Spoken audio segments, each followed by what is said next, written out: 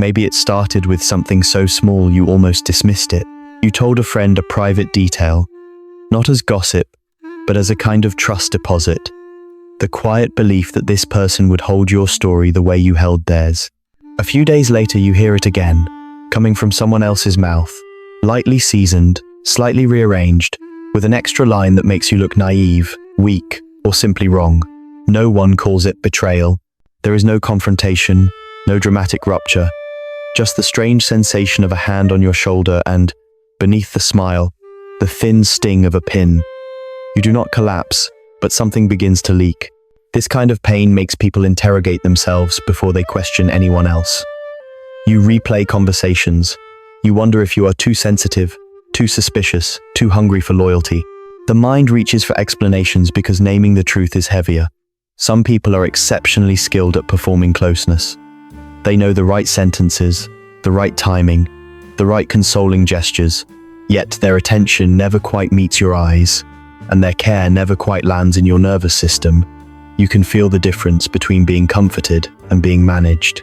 If the injury is the slow removal of trust, the real question becomes how to rebuild it without turning bitter and without handing your heart back to the same illusion.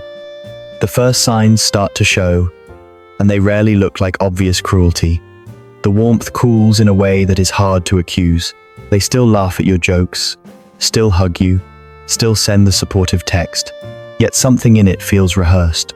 Their words land on the surface of your experience, like a blanket laid neatly over a fever without checking the temperature.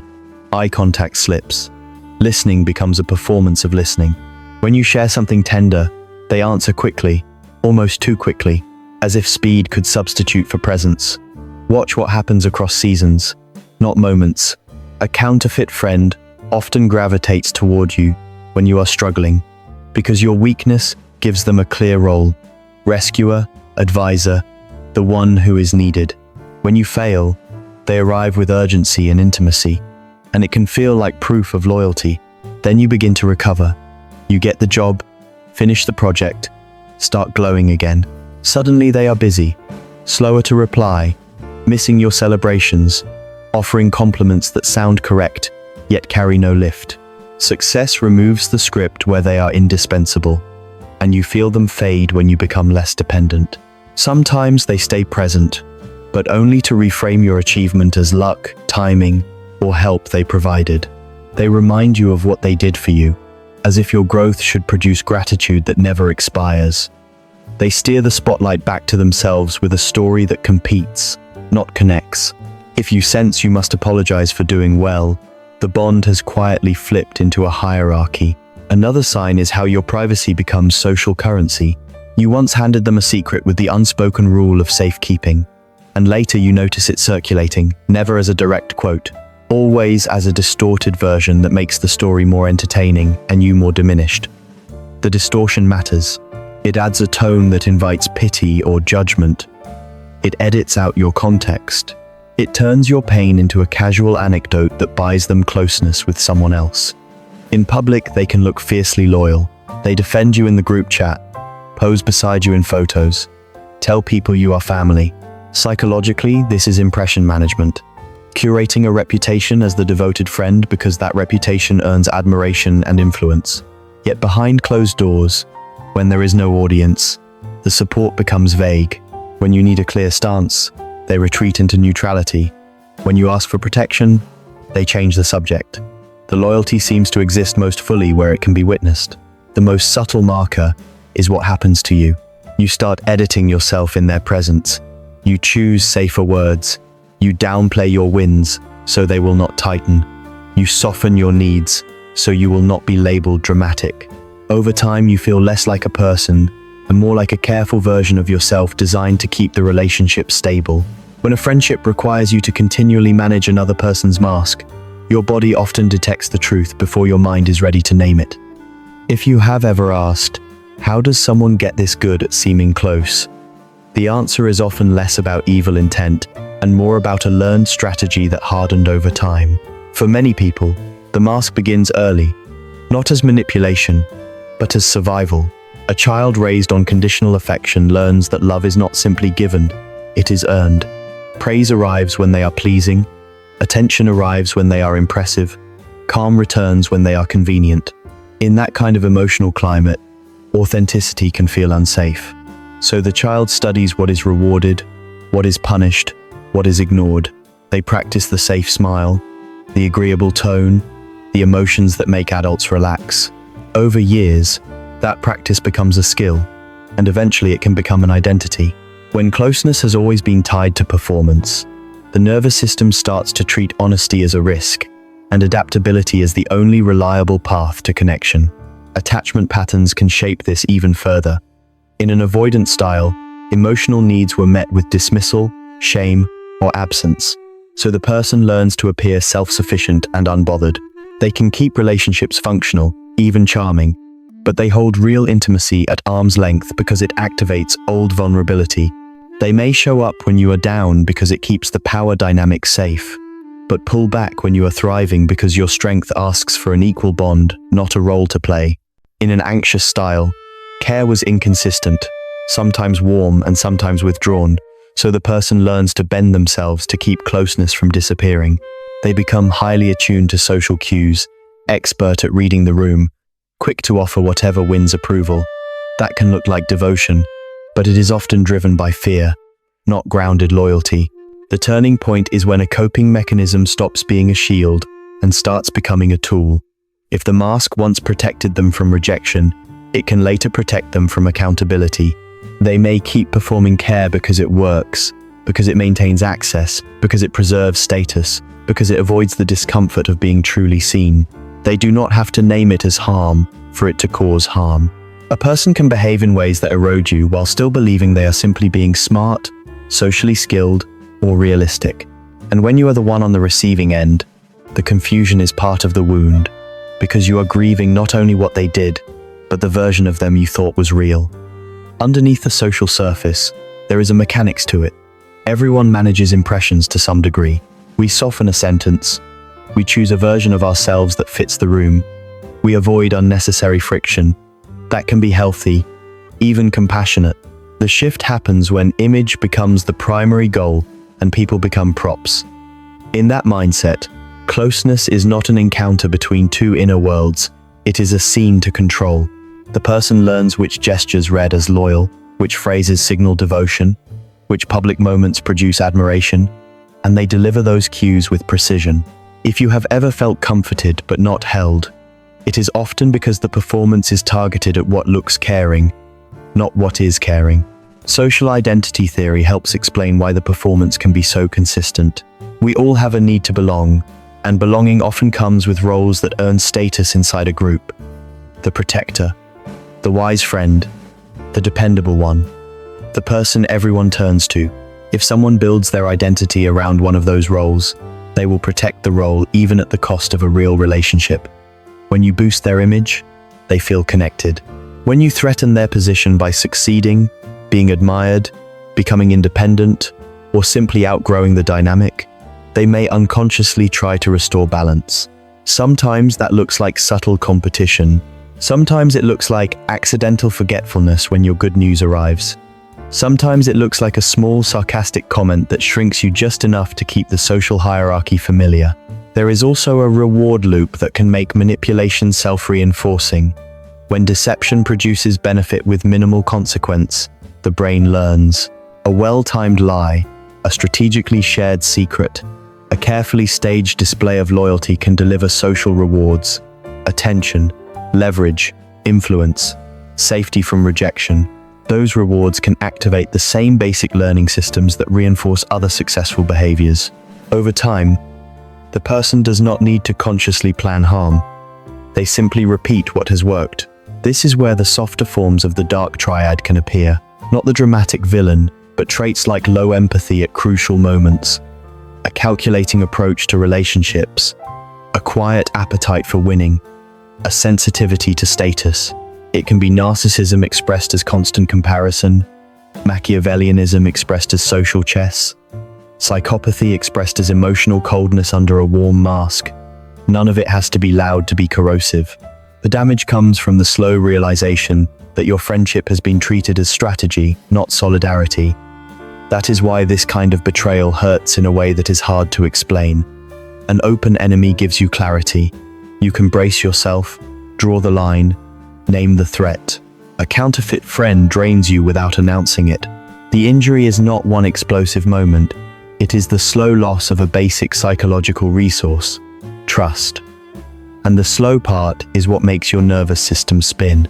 When harm is intermittent and ambiguous, your mind keeps searching for the pattern, replaying scenes, scanning for cues, trying to solve what cannot be solved without honesty from the other person. After something like this, the first thing that often breaks is your confidence in your own perception. You start doubting your intuition, not because it was wrong, but because it was forced to compete with a convincing performance. You review messages and facial expressions like evidence. You ask whether you were naive, whether you missed obvious signs, whether your need for closeness made you easy to manage. That self-interrogation can turn into self-blame, and self-blame is often more painful than anger because it implies you deserved what happened. Then comes a quieter consequence: loneliness in the middle of people. You can still have friends, still attend gatherings, still smile at the right moments, yet part of you stays behind glass. You stop telling the deeper truth. You share the edited version. Compliments feel suspicious. Help feels like it might carry a hidden price. Your social world can look full from the outside while you feel unseen on the inside. Because what you want is not company, it is containment. The sense that your inner life can exist safely in someone else's presence. Over time, the damage can spread beyond the original relationship. Your general trust in friendship starts to erode. You become hypervigilant, reading neutral behaviors as possible threats. You pull back before someone can pull away. You test people without meaning to, or you avoid closeness so you never have to risk that kind of confusion again. The tragedy is that these defenses can also block genuine connection. The counterfeit friend may leave, but the lens they leave behind can make every face look like a mask. Healing does not require turning into someone who suspects everyone. It asks for refinement, a cleaner relationship with trust. The first step is learning to see the cracks in a mask without obsessing over them.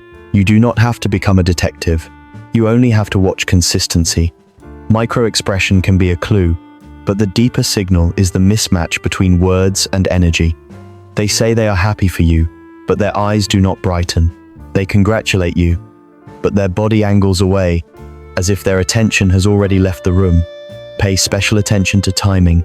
Notice who goes quiet when you are doing well, then resurfaces when you are struggling with a softness that suddenly feels convenient. Some people do not exactly celebrate your pain, but they relax in it. Your failure restores a familiar order where they feel safe, needed, or superior. That tiny shift in their aliveness is not proof on its own, but patterns add up. The next step is boundary setting, not as a speech, but as behavior. Boundaries are how you test reality. Say no to conversations that require you to shrink. Decline the dynamic where you are always the one explaining yourself. State a need plainly. I want to keep this private. I need you to be clear with me on this. That didn't feel okay. A real friend may feel awkward, may need a moment, may even make a mistake, but they can repair. A counterfeit friend often moves in predictable directions. They justify, they attack, or they become the victim, so you end up apologizing for your own boundary. Any of those reactions is information. A boundary is not meant to control them. It is meant to reveal them. There is also a grief you have to allow without letting it define you. You can feel anger, shame, sadness, and still stay dignified. The danger is turning the wound into a permanent identity. The person who was betrayed, the person who cannot trust. That gives the past a longer leash on your nervous system than it deserves. Treat the pain as data. It shows you where you were unprotected, not where you are unlovable. Then comes the inward turn, because this story is never only about the other person. Journaling, therapy, or honest silence can uncover what held you there. What did you need from them? Was it validation? A sense of belonging? Permission to feel important? Were you afraid of being alone, so you ignored the small alarms? Did the relationship feel familiar because you learned early that love requires performance, so you kept performing even when your body felt unsafe? When you see the original hunger, You stop trying to feed it with a person who cannot nourish you. Rebuilding trust works best through small, repeatable evidence, not big promises. Trust is not restored by one dramatic decision to open up again. It returns through consistent moments. Someone keeps a confidence without being asked. Someone shows up when there is no audience. Someone celebrates you without competing. Someone tells the truth without making you feel smaller. You also learn to give trust in layers. Share a little, watch what happens, then share more. Healthy closeness does not require handing someone the keys to your inner world on the first day. It requires mutual pacing. Another quiet form of recovery is building an ecosystem, not a single pillar. Betrayal hits so hard when one person carries too many roles. Best friend, confidant, emotional anchor, witness to your life, source of confirmation. When that pillar cracks, everything shakes. Spreading support across different relationships, and sometimes across professional help when needed, makes you more resilient. You can have friends for fun, friends for depth, mentors for guidance, a therapist for repair, solitude for clarity. Then if one relationship disappoints, it does not rewrite your entire understanding of connection. And through all of this, your nervous system learns a new lesson. Trust is not blind faith. It is a choice you make with eyes open, reinforced by boundaries, and anchored by self-respect. When you stand firmly on your own side, you can afford to trust again, because you no longer confuse closeness with surrender. There is one more layer that changes the entire meaning of the experience. The most dangerous counterfeit friend is not always the person outside you. Sometimes it is the version of you that learned to betray yourself in exchange for belonging. The self that stays quiet to keep the peace, smiles to stay likable, makes itself smaller so others feel comfortable. The self that notices disrespect and swallows it, notices envy and pretends it is harmless, notices the coldness and works harder to earn warmth. That internal performance can keep you attached to relationships that only reward the mask. Recovery deepens when you take off your own mask first. You tell the truth about what you need. You name what you will not tolerate. You allow your joy to be visible without apologizing for it. You let your discomfort be real instead of turning it into politeness. When you stand on your own side with calm clarity, your standards quietly rise. People who survive through performance feel uneasy around that kind of honesty because it offers them no stage, and people who are capable of real loyalty recognize you faster because they were never looking for a role, they were looking for a person.